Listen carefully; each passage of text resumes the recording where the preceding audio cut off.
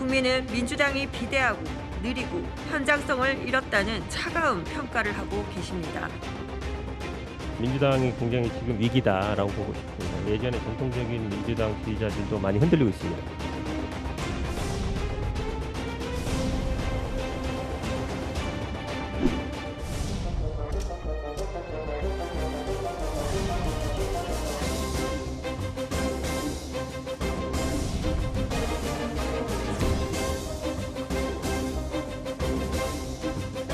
어제 이준석 대표 만나선 인성 갈등은 좀 마무리됐나 싶은데요.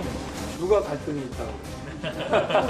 갈등 없고 조만간에 다 잘 진행되고 있으니까. 네, 고맙습니다. 그래요.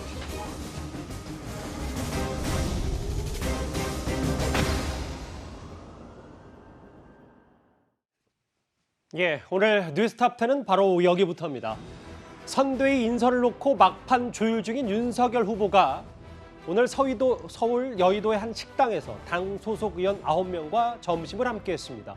후보로 선출된 이후에 현역 의원들과의 오찬 일정을 공개한 건 오늘이 처음인데요. 그 모습부터 먼저 만나보겠습니다. 도와주셔서 감사합니다. 감사합니다. 도와주시고. 삼총장 됐습니까? 아니, 그냥 추측보다 하는 거야. 자, 먼저 갑니다, 저는. 예, 저는 기자들하고 약속이 있어가지고. 예.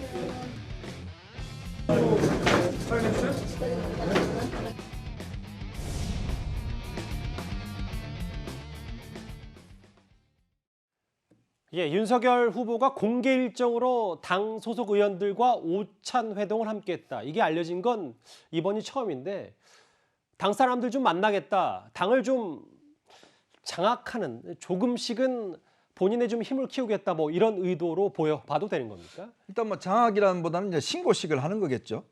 그동안 이제 경선 때는 이제 의원들이 각 이제 이 후보 진영으로 나눠져서 이제 선거 운동을 했고 또 그때 같은 경우는 아마 후보 진영에 들어오기 어려웠던 의원들도 있었을 겁니다. 근데 지금 이제 후보가 된 시점에서는 본인이 일단 의원들을 한 번이라도 저렇게 식사 자리를 하는 것이 당 후보로서 어떤 뭐 당연한 도리가 아닌가 싶습니다. 예. 지금 일단 점심 같은 경우는 이제 이 코로나 이 백신 맞은 분들 같은 경우는 한 10명까지 할 수 있으니까 지금 뭐 국민의힘 같은 경우는 이제 100명 가까이 되나요? 의원들이. 이제 한 10번 정도 하면은 의원들 전체가 이제 돌아가니까 아마 이제 시간을 내서 할 것 같습니다. 이제 왜냐하면 앞으로 이제 선대위가 이제 구성이 될 텐데요. 그 선대위 아마 의원들이 대부분 다 참여를 할 것 같습니다. 근데 아마 본인들이 후보하고 한 번도 식사도 안 하고 사실 선거운동 한다는 거는 좀 이 말이 안 되기 때문에 아마 이런 식으로 해서 일단 좀 안면을 익히고 그동안 사실 정치를 한 분이었다면 또 모르겠지만 이 사실 여의도에 처음 온 분이거든요. 그러니까 아마 좀 저는 이 상견례 겸 해서 일단 의원들한테 일단 좀 신고식을 하는 뭐 그런 상황이 아닌가 싶습니다. 앞으로도 저런 초선 의원들 중심으로 점심 식사나 저녁 식사에 보폭은 좀 늘려갈 거라고 그렇죠. 보십니까? 아마 시간 나는 대로 아마 단계를 좀 높여가겠죠. 예. 의원들을. 보신 것처럼 선대위는 많은 분들과 함께 당이 중심에 될 것이다. 1차 인선이 임박했고 그 면면이 꽤 궁금하잖아요. 그런데 이렇게 보시는 것처럼 윤석열 후보는 현역 의원들과 점심 식사를 함께하기 전에 나경원 전 의원과 원희룡 전 지사도 만났습니다. 이제 우리가 내년 3월 대선 승리를 위해서 어떤 노력을 같이 할 수 있는지에 대해서 논의했습니다. 제가 아직 구체적으로 말씀드리기는 그렇고요. 뭐 어떤 이름이나 명칭이 중요한 것이 아니라 우리가 이제 정말 대선을 위해서, 대선 승리를 위해서 그래서 정말 더 좋은 대한민국을 만들어가는 데 있어서는 어떤 역할이든 마다하지 않고 모두들 힘을 합쳐야 되는 때다. 후보께서 요청을 하셔서 오늘 만남을 하게 되었습니다. 원 후보님은 또 함께 대선을 같이 치르기로 이렇게 했기 때문에 전반적인 얘기를 조금 했고 또 내가 갖고 있는 생각 이런 걸 좀 얘기를 했고 본인도 어떤 식으로 함께 할지 좀 고민을 해보겠다고. 윤석열 후보의 오늘 행보 시간 역순으로 가볼까요? 방금 제가 소개해드렸던 대로 초재선 의원 9명과 점심 식사를 함께했습니다. 어제는 이용호 의원과 오타는 바로 잡을게요. 조찬입니다. 아침 식사를 함께한 윤석열 후보인데요. 근데 좀 이 부분이 좀 궁금하거든요. 네. 최병묵 의원님. 나경원 전 의원과 차담을 나눴다는데 나경원 전 의원에게 윤석열 후보가 공동선대위원장을 제안했다 이렇게 알려졌습니다. 그렇죠. 근데 공동선대위원장은 잘 아시다시피 사실은 그 당 대표가 뭐 선대위원장을 보통 합니다. 상임선대위원장을. 그런데 그 비슷한 급의 또 나경원 전 의원을 공동선대위원장으로 한다? 저게 얼마나 맞는 건지는 잘 모르겠어요. 왜냐하면 그 선대위에 참여하는 사람들의 관계가 서로 있잖아요. 예. 총괄선대위원장은 김종인 전 위원장이 하되, 그러나 그 밑에 이제 공동선대위원장이 여러 명 있을 텐데, 나경원 전 원내대표 같은 경우는 뭐 그 정도 급에는 맞는다고 보지만 과연 공동선대위원장 역할이라는 게 또 뭐 그렇게 크지가 않거든요. 그러니까 그런 것일 수도 있고, 아니면 지역별 선대위원장 같은 경우도 또 있을 수 있습니다. 예. 나경원 전 의원의 원래 지역구가 서울이니까 뭐 그런 걸 맡길 수도 있고, 그리고 이제 원희룡 전 지사 같은 경우는 또 대선 후보란 말이죠. 대선 이제 그 경선 경쟁자 아닙니까? 그러니까 사실 저런 식의 개선 조직에다가 그 어느 한 자리를 주기에는 또 조금 아마 그것도 문제가 있을 것이고. 예. 그래서 이제 저걸 그 어디에다 어떻게 배치를 하느냐. 그래서 저보고 맡기라면 예를 들어서 경선 경쟁자 같은 경우는 고문. 아하. 그다음에 이제 전 원내대표나 뭐 이런 분들한테는 뭐 공동선대위원장이나 아니면 지역별 선대위원장이 예. 뭐 그런 정도로 아마 배치를 하지 않을까 싶습니다. 그러니까 말씀대로라면 원희룡, 뭐 유승민, 홍준표 이런 분들에게는 그런 고문. 분들에게는 이제 본인이 그 하겠다고 물론 승낙을 해야죠. 네. 그렇게 되면 아마 고문, 상임 고문 뭐 이런 걸 맡기지 않을까 싶습니다. 장현철 평론가님, 그런데 나경원 전 의원과의 오늘 일정 공동선대위원장을 제안했다. 근데 대략적인 내용은 나경원 전 의원도 이 공동선대위원장 제안에 꽤 긍정적이다 이런 반응도 제가 본 것 같더라고요. 제가 직함이나 직책에 대해서 일일이 확인을 해드리긴 좀 어려운 부분이지만 예. 원팀은 하더라도 보여주기 원팀이 있고 실무형 원팀이 있다고 생각을 합니다. 지금 더불어민주당 같은 경우는 이낙연 전 대표나 서른 의원 같은 경우가 원팀으로 선대위에 합류는 했습니다만, 오히려 서른 의원 같은 경우는 대선 후보다 고만고만하다면서 이재명 후보 면전에서 재를 뿌리고 중남미로 2주 출장 가셨잖아요. 이런 보여주기형 원톱이 아니라 김종인 전 비대위원장 같은 경우도 실무형 선대위가 돼야 된다고 강조하고 있는데, 원희룡 전 지사 같은 경우는 대장동 1타 강사로 널리 알려진 것처럼 이재명 후보의 저격수로 활동할 수 있습니다. 그리고 나경원 전 원내대표 역시 대여 투쟁에 있어서 둘째가라면 서러운 정치인이고, 특히 선거 과정에서 거물급 여성 정치인이 꼭 필요하다는 점을 생각해 보면 예. 이분들의 직책이나 직위가 뭐 상임 고문이 되었건 공동선대위원장이 되었건 어느 쪽으로 가느냐가 중요한 게 아니라 명확한 역할이 있다. 그래서 직책만 받고 역할은 하지 않는 더불어민주당의 보여주기 원팀과는 차별화되는 실무형 원팀을 구축하기 위한 하나의 카드들로 원희룡 전 제주지사나 나경원 전 원내대표는 충분히 거론될 수 있다고 생각합니다. 장현찬 평론가님 말씀처럼 그렇게 또 앞으로 전개되는지도 저희도 잘 지켜봐야 되겠죠. 근데 김종인 전 비대위원장이 원톱으로 총괄 선대위원장을 맡는 건 뭐 거의 기정사실 아니냐 뭐 이런 얘기가 많잖아요. 하태경 의원, 조혜진 의원 뭐 꽤 긍정적입니다만 이재호 상임고문은 이게 무슨 AI 시대의 킹메이커냐. 당내에서도 뭐 일부긴 합니다만 김종인 카드에 대해서는 비판적인 시각도 있는 것 같더라고요. 네, 그렇습니다. 뭐 결론적으로는 김종인 원탑 체제가 될 것으로 거의 확실시되고 있는데요. 예. 다만 이제 김종인 위원장이 그동안 걸어온 길을 보면 좀 본의 아니게 좀 갈등과 좀 분란의 중심에 있었던 적이 많았습니다. 이번에도 야당에서도 마찬가지로 여러 가지 목소리들이 나오고 있는데, 특히 이재호 고문 같은 경우에도 지금 같은 시대에 무슨 킹메이커냐 이런 비판이 나올 수 있는 거고, 그러다 보니까 아무래도 김종인 위원장은 본인이 아젠다를 선점해서 특히나 본인이 강점이 있다고 보고 있는 뭐 경제 민주화나 그런 부분에 대해서 아젠다를 선점하고 또 중진 의원들에 대해서 장악하려고 하는 시도를 할 것으로 보여요. 예.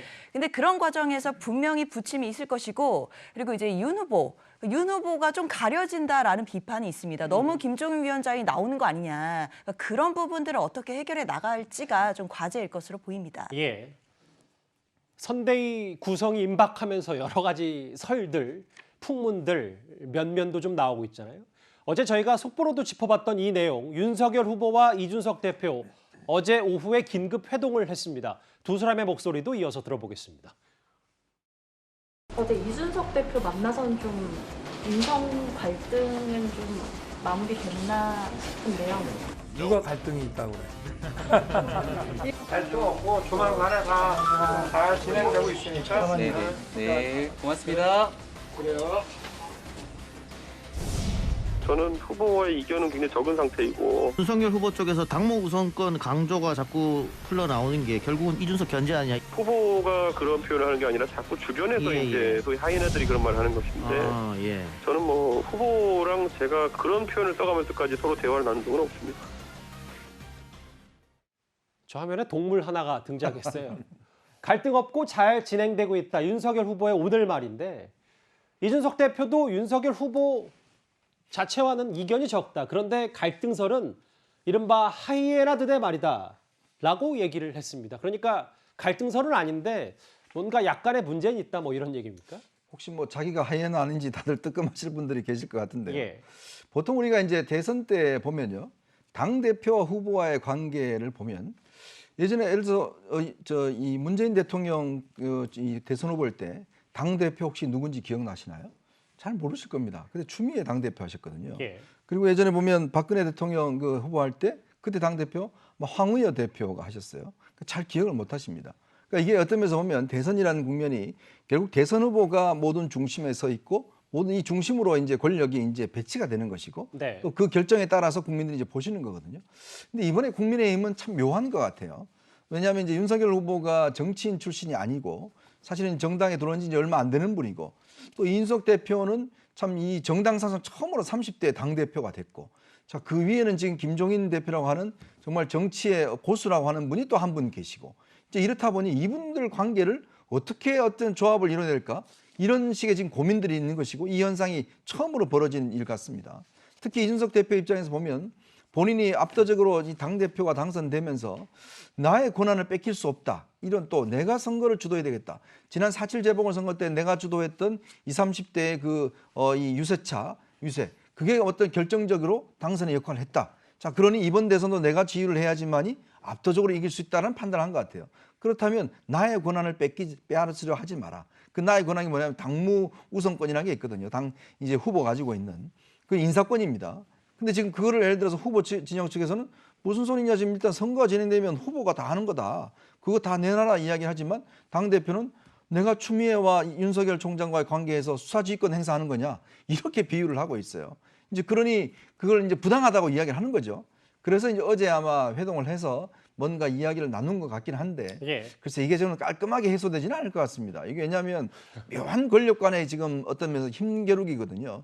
그리고 또 김종인 위원장과의 삼각관계 속에서 자신의 위치를 지금 어떤 면 설정하려고 하는 거기 때문에 아마 이준석 대표 입장에서 보면 윤석열 후보와도 뭔가 관계가 있다면 또 김종인 위원장과의 관계도 뭔가 설정해야 되기 때문에 이 관계의 역학관계는 아마 상당 기간 저는 진행되지 않을까 싶습니다.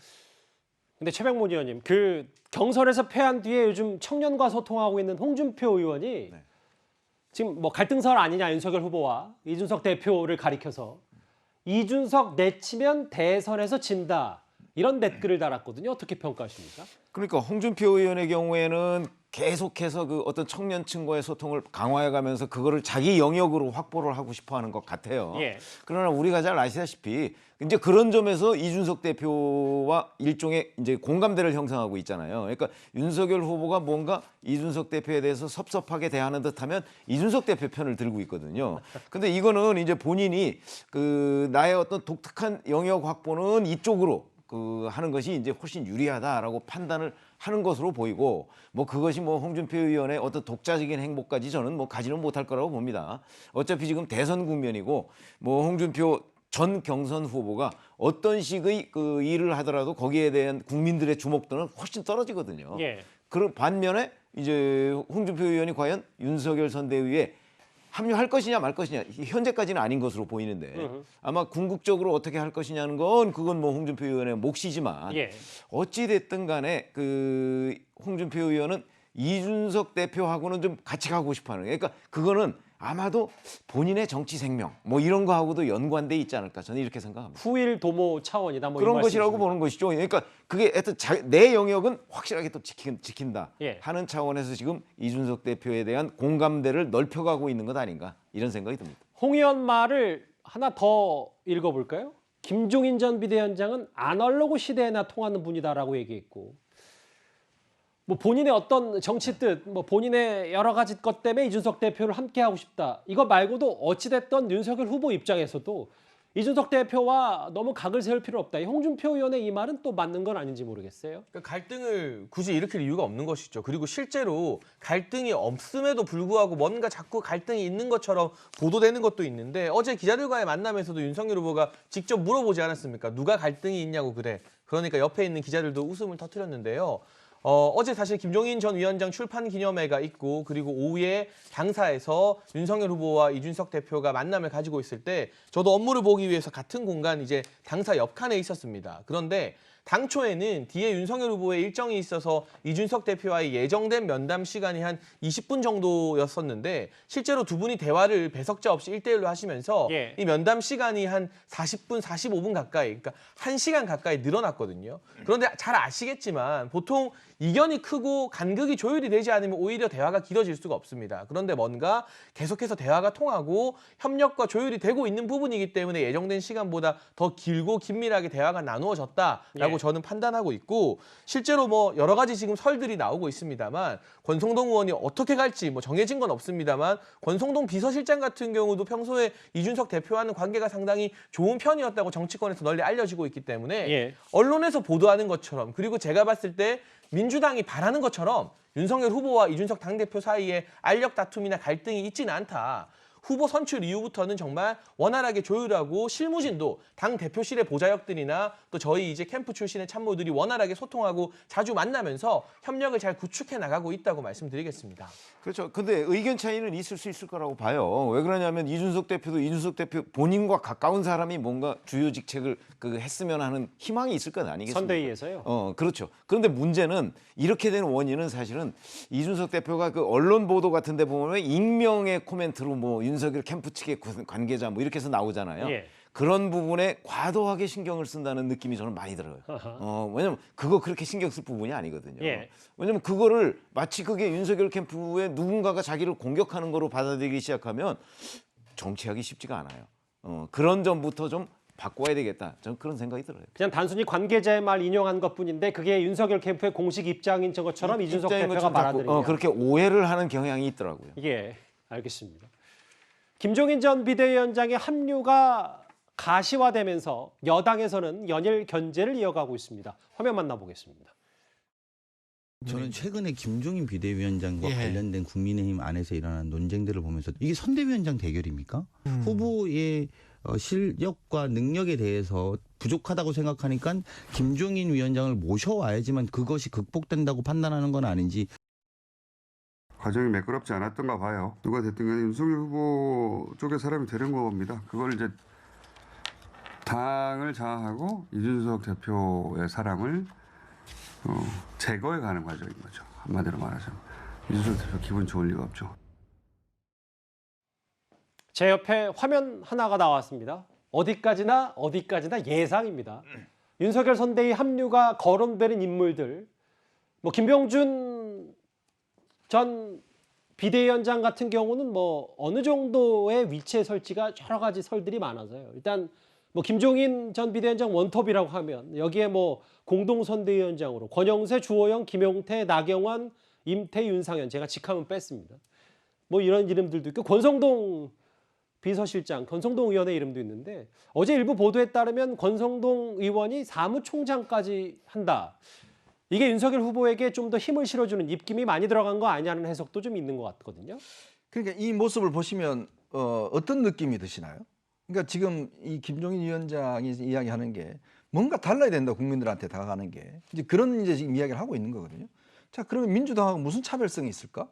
민주당 보시면 알겠지만 그 160 몇 명 되는 의원들 그다음에 그 뭐 당 고문들 다 들어가 있습니다. 근데 국민들이 아시죠? 저 사람 들어갔네? 라는 분들이 한 분도 없어요. 다 알만한 분들입니다. 근데 지금 보시는 장면도 똑같은 거예요. 다 옛날에 뭐 하셨던 분들 뭐 다 그분들이네?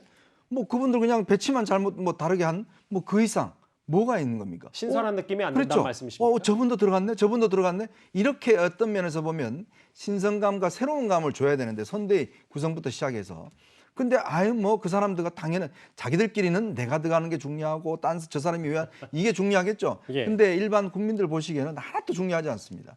그러니까 뭐냐면 이게 이제 선대위 구성이라는 게 앞으로 예를 들어서 이 후보가 정권을 잡을 경우에 어떤 방향으로 진행될 것인가 인적 구성부터 보는 거거든요. 예. 근데 뭔가 새로움을 줘야 되지 않습니까? 거기서부터 기선을 잡아야 되는데 저는 이 문제의식은 김종인 위원장의 판단이 맞다고 봅니다. 뭐냐면 기존에 있던 정치인들 좀 이제 자리하지 마시고 좀 새로운 사람들 넣어서 뭔가 새롭게 젊은 사람도 넣고 정말 어떤 면에서 상식을 좀 뒤집는 거죠. 그렇게 해야지만 국민들 앞에 좀 신선함과 달라진 면들이 보여지는데 지금 보시는 것 같이 이런 분들 같은 경우는 뭐 항상 거론되던 분들, 그분들 배치만 다를 뿐이지 이게 뭐가 중요하겠습니까? 이거 한다고 지금 며칠 동안 그냥 그렇게 난리를 쳤겠습니까? 그럼 의미가 없는 거죠.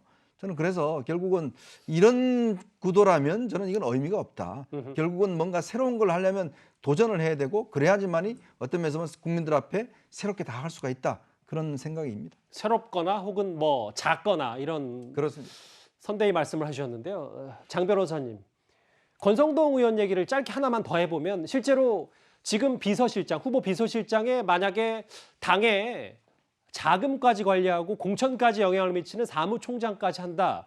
윤석열 후보가 이렇게 해서 조금씩 당을 장악하는 거 아니냐라는 분석도 좀 있는 것 같더라고요. 네, 그렇게 볼 수 있고요. 일단 사무총장이라는 자리는 우리가 정치자금법상에 예. 그 정당의 정치자금을 최종적으로 책임지는 회계 책임자입니다. 그렇다면 내년 대선, 그리고 내년 지방선거, 그리고 재보궐선거까지 있는데 그 선거에 선거 비용으로 수백억 또는 뭐 천억 가까이 쓸 수 있는 돈을 사무총장이 결제하는 살림의 고간 열쇠를 들고 있는 분이거든요. 근데 그분이 누구냐? 결국 권성동 의원이 거론된다는 건 권성동 의원은 소위 윤석열의 사람이기 때문에 윤석열 후보가 이제 당을 좀 장악하려는 시도를 하고 있는 것으로 보이고 그게 이제 권성동 사무총장 유력설로 일단은 나오는 것 같아요. 예. 근데 이제 문제는 이제 김종인 위원장 또 뭐 김병준 위원장도 거론되는 와중에 이런 갈등들이나 좀 안 보이는 눈에 안 보이는 뭔가 좀 갈등 요소들이 많은 것 같아서 이게 잘 흘러갈지는 조금 더 지켜봐야 될 것 같습니다. 화면 한번 다시 볼게요. 저희가 거론되는 인물들 몇 면을 얼굴 한번 살펴봤는데 이현정 의원님 얘기는 이렇게 해선 뭐 이재명 선대위와 크게 다를 게 없다. 차별화 포인트가 없다. 신선함이 없다. 이렇게까지 비판하셨습니다. 알겠습니다. 선대위에서 이걸 어떻게 받아들일지도 궁금하네요.